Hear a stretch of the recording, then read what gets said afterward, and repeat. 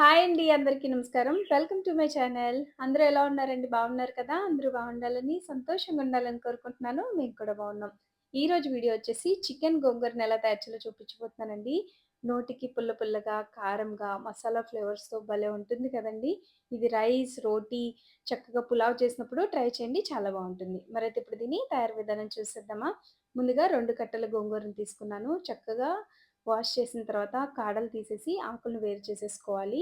Stove మీద కడాయిని పెట్టుకొని కొద్దిగా నూనె వేసుకొని ఈ గోంగూరని ఇందులో యాడ్ చేసేసుకోవాలి. అది మగ్గి కొంచెమే అవుతుంది కాబట్టి నేను దీంట్లో వేసుకున్నాను.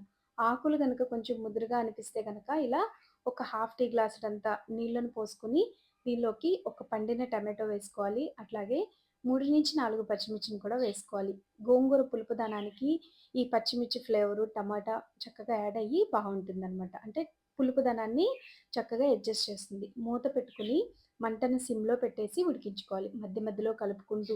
గోంగూర మాడిందంటే అసలు టేస్ట్ బాగోదండి.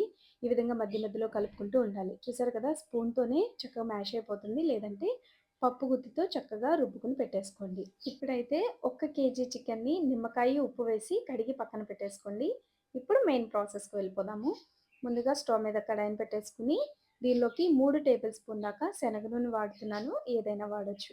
ఇప్పుడు ఇందులోకి 2 మీడియం సైజ్ ఉల్లిపాయలను కూడా తరిగి వేసుకోవాలి. ఇలా వేసిన తర్వాత బాగా వేయించుకోవాలండి. కొంచెం లైట్ పింక్ కలర్ వచ్చేంత వరకు. అలాగే ఇందులోకి ఒక రెమ్మ కరివేపాకు, ఇందాకడ పచ్చిమిర్చి అక్కడ యాడ్ చేశాం కాబట్టి ఇప్పుడు కూడా పచ్చిమిర్చిని వేసుకోవాలి. ఇలా వేసేసిన తర్వాత బాగా కలుపుకోవాలనమాట. దీనిలో పులుపు, కారం, మసాలా ఫ్లేవర్‌తోనే బావుంటుందండి. అందుకనే తగునట్టుగా వేసుకోండి. అప్పటికప్పుడు చేసిన అల్లం వెల్లుల్లి పేస్ట్‌ని 2 టేబుల్ స్పూన్ వేసుకోవాలి. 4 ఇంచుల అల్లం ముక్క, అలాగే 12 వరకు వెల్లుల్లి రెబ్బలు తీసుకున్నాననమాట. ఇలా పచ్చివాసన పోయి చక్కగా వేగుతుంది అనగా ఇందులోకి మనం శుభ్రం చేసి పెట్టుకున్న చికెన్ వేసేసుకోవాలి. చికెన్ వేసిన తర్వాత చక్కగా ఉల్లిపాయ ఫ్లేవరు, అల్లం వెల్లుల్లి చక్కగా పట్టించేసి మూత పెట్టి మంటని మీడియం ఫ్లేమ్‌లో పెట్టుకొని మధ్య మధ్యలో కలుపుకుంటూ నూనె మొత్తం పైకి తేలేంత వరకు ఉడికించుకోవాలనమాట. అంటే చక్కగా నీళ్ళన్నీ ఇంకిపోవాలి. అంటే చికెన్ అనేది చాలా ఇక్కడి వరకు ఇక్కడే ఉడికిపోతుంది. ఒక 50% దాకా ఉడికిపోతుంది ఈ నీళ్ళల్లోనే. ఇలా నూనె మొత్తం పైకొచ్చేసింది చూసారు కదా! ఈ స్టేజ్‌లో వచ్చేసి పౌడర్ మసాలాలు వేసుకుందాము.